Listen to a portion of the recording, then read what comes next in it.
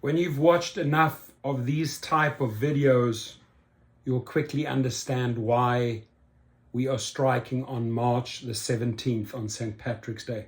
Sooner than later, my friends. So join in and let's stop these type of incidents from occurring in the future. The Lyft driver sharing his story tonight after he says he was assaulted by a rider last weekend. Now, he didn't want to be identified, but says he wanted to share his story to show the safety issues drivers face every day. Safety.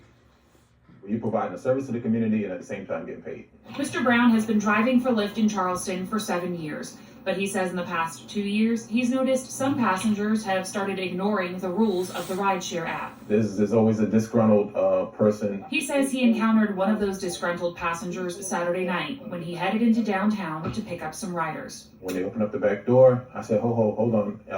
You guys got to have a mask before you get in the vehicle. Because the first thing I noticed is that they did not have a mask. And that's when this all started. Brown had his dash cam running, and in the video, you can hear Brown say, I just asked you guys to get, I don't make the rules. Initially, I was going to cancel the ride because I wasn't comfortable with it because of the demeanor of the male passenger. After they put on masks, Brown took the ride, and that's when he says things got worse with the male passenger. Definitely at that point, not comfortable with taking the ride. So I just told them, hey, let's just cancel this and you all can get another ride. And, I wasn't even going to have no charge for it or anything. Video shows the one rider continuing to curse and refuse to get out of the Lyft after being asked by Brown several times to leave. Let's see if you call up cop and let's see what happens. I would love to see that. It made me feel really uncomfortable to the point where I actually reached up. That's and the didn't threat. even realize it, but I had tapped the app to get an emergency vehicle sent to the car. As they were waiting for police, the rider refuses to leave and is later seen placing his hands on Brown, which he says crossed a line. I don't understand how he can even have that position to assault me in my own car. The male passenger was booked on a charge of misdemeanor assault, but Brown wants this to serve as a warning for his fellow drivers. I have respect for the rule of law. There's no such thing as letting anything slide. Law doesn't have to do with who you are, how old you are, or anything. It has to do with whether or not you are in compliance with the law. Well, Lyft confirmed both passenger accounts have been banned from the app. They issued a statement saying, in part, quote, safety is fundamental to Lyft, and assault of any kind is not tolerated on the Lyft platform. We have permanently removed the rider from the Lyft community, have been in contact with the driver to offer our support, and stand ready to assist law enforcement with their investigation. So when you hear the story, it's the same story every single day, right? Boils down to safety. It boils down to a lot of these incidences are caused by the mask rules, which the companies have put in place. You know what the rule is. You get in the car with a mask. No mask, no ride.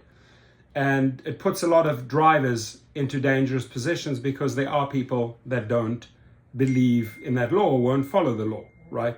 So the driver didn't do anything wrong. What he did correctly is that he turned to the media, right? He blew the story up in the media. And there's no way that Lyft at that point is going to go against him when he's just saying, hey, I'm following the law. That's what I'm doing. So you got two people in the back, and I hate to say it's basically white trash, right? Just people looking for a fight, confronting a driver just trying to make a living, right? And things go south. And yeah, they'll get deactivated, but I'll almost guarantee you that one or two of those people are back on the platform in 2 weeks' time. And that's really what we're striking about, is that it's too easy for people who have committed sexual harassment, who have broken the mask law, who have maybe even been physical towards you in the car. It's too easy for them to get back on. So we're taking a stand on March the 17th. Hey, guess what? You're seeing our face? We would like to see your face on the profile. Guess what? You know our name? Guess what? We want to see your name on the profile. Guess what? We have a background check, right? We've been vetted. That would be great. And a lot of other companies like Airbnb do it as well. Why not a background check against you, right? We have all our credit card information and our banking details on file. You can go and get a prepaid Visa card and walk into any CVS or any Rite Aid or any Walgreens or Walmart and get yourself a little card, and you're back on the platform with a different email, with a fake name, no ID, no picture.